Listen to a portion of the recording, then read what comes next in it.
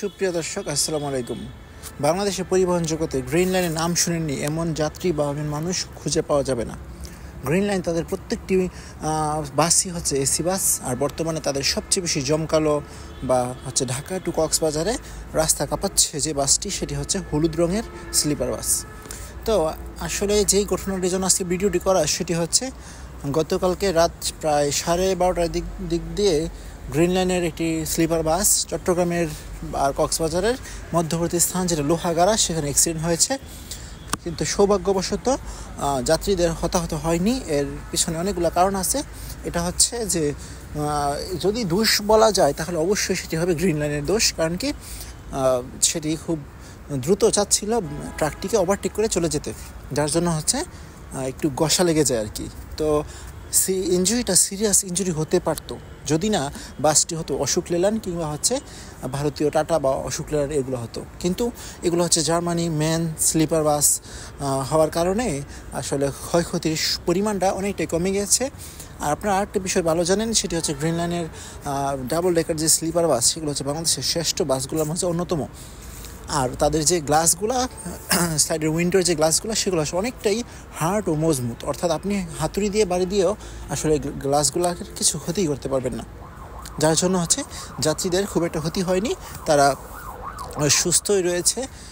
তো বিষয়টা একটি জানিয়ে রাখি আপনাদের, সেটি হচ্ছে বর্তমানে যে শীতের দিন চলে যাচ্ছে আর হচ্ছে ঝড় বৃষ্টির দিন চলে আসছে, অর্থাৎ রাস্তা প্রচণ্ড রকম পিচ্ছিল থাকে। আর নর্মালি চট্টগ্রামের রাস্তা কিংবা হচ্ছে চট্টগ্রাম টু কক্সবাজার যে রাস্তাগুলো, সেগুলো অনেকটাই পিচ্ছিল থাকে, এমনকি লবণাক্ততার পরিমাণও বেশি থাকে, যার জন্য হচ্ছে ড্রাইভাররা যখন ব্রেক কষে বা ব্রেক ধরে তখন অনেকটাই নিয়ন্ত্রণহীন হয়ে যায়।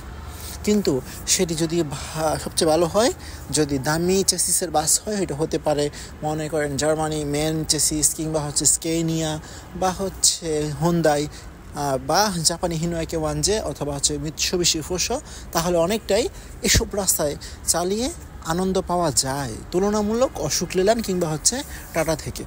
তো সুপ্রিয় দর্শক, এই আপনারা চ্যানেলের কোন কোন ভিডিওটি সবচেয়ে বেশি ভালো লাগে বা কোন ধরনের ভিডিও দেখতে চান, সেগুলো কিন্তু অবশ্যই জানাবেন। আর আমি চেষ্টা করব আগামী 2 থেকে 3 দিনের ভিতরেই ইনশাল্লাহ স্টার লাইনের একটি পূর্ণাঙ্গ রিভিউ দিতে, যেটা হচ্ছে ঢাকা টিটিপাড়া থেকে শুরু করে ফেনী পর্যন্ত। তো গ্রিন লাইনের ক্ষেত্রে যদি আরেকটি কথা বলি, সেটি হচ্ছে গ্রিন লাইন হচ্ছে একমাত্র পরিবহন যাদের সমস্ত বাসগুলো হচ্ছে এসি বাস, এমনকি তাদের বহরে কোনো নন এসি বাস নেই। তো তাদের প্রত্যেকটি বাসই হচ্ছে মূলত মডিফাই করা বা হচ্ছে যে। তো আপনাদের কোন কোন বিষয়গুলো ভালো লাগে গ্রিন লাইনে, আর আপনারা যদি গ্রিন লাইনে ভ্রমণ করে থাকেন তাহলে সেই তথ্যটি কিন্তু অবশ্যই জানিয়ে দিবেন। আর আমি চেষ্টা করব গ্রিন লাইনের একটি পূর্ণাঙ্গ ভিডিও দেওয়ার। তো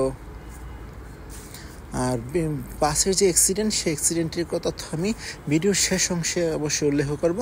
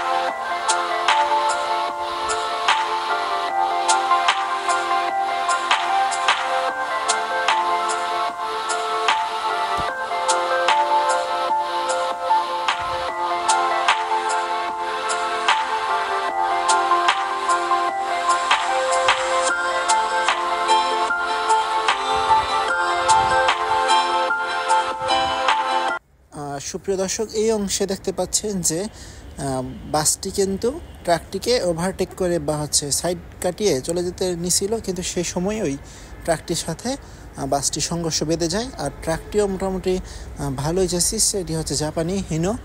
আর গ্রিন লাইন নিয়ে তার বলার অপেক্ষা রাখে না। তো দেখতে পাচ্ছেন যদি এটি ভারতীয় অশোক লেল্যান্ড কিংবা সস্তা কোনো বাস হতো, তাহলে কিন্তু মারাত্মক লেভেলের একটা অবস্থা সৃষ্টি হতে পারত। কিন্তু গ্রিন লাইনের যে চেসিস সেটি ভালো হওয়ার কারণে ড্রাইভার খুব দ্রুত এটিকে কন্ট্রোলে আনতে পারছে। যাই হোক, আসসালামু আলাইকুম।